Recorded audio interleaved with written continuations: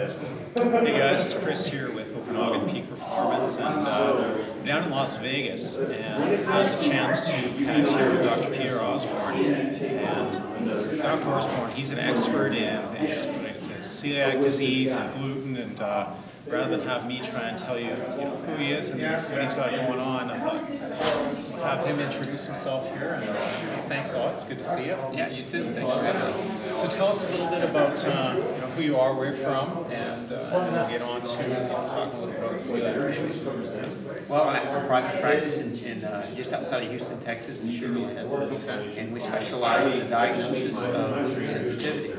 So our office mainly focuses on identifying whether or not a person is gluten sensitive, and then what to do from that point and beyond, how to better enhance their nutritional intake so they can get healthy again. Right on. So for those of us that were not as familiar with gluten sensitivity, what exactly is that? These terms, how would they understand what gluten sensitivity is? Very layperson's terms, and gluten is actually a poison for certain individuals. They eat gluten, they have an immune system reaction. This immune system reaction causes a host of different types of problems. It can create celiac disease. Is just one disease that gluten can cause. It can actually contribute to a host of different autoimmune diseases. There's about 140 different autoimmune diseases. Some of the common ones that we hear about are like rheumatoid arthritis, lupus, Hashimoto's, which is otherwise known as hypothyroidism. Right. So those are some of the more common autoimmune diseases that people just are not aware that gluten plays a role in. Are there particular foods that these are found in typically, or more commonly seen? Primarily grain. So your big gluten group would be bread, pasta, and cereal. Right on. Okay.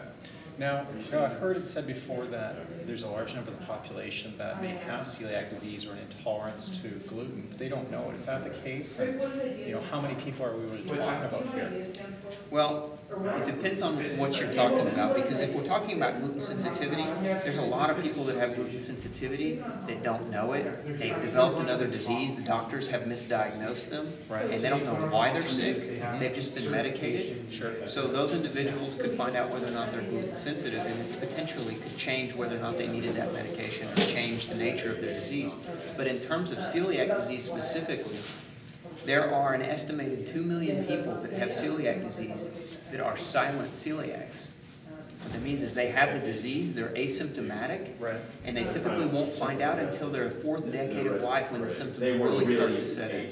Excellent. And is it possible, my sister had been diagnosed, and then by eliminating certain foods from the diet, and after a while, she was gradually able to reintroduce some of those foods in small doses without having that same intolerance or adverse reaction. Is that accurate? And is it possible to, in effect, not necessarily cure yourself, but alleviate some of your symptoms that way? I would say if it were a food allergy, you can reintroduce things that you're allergic to and potentially redevelop a tolerance for them. But when it comes to gluten, it's not something I would recommend, especially if you've been diagnosed. We do genetic testing to diagnose this.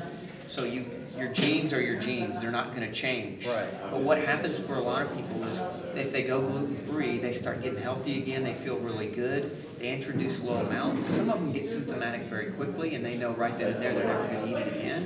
But other people, because they've been working on their health, they don't quite have the same reaction. They're not having that same acute reaction to it.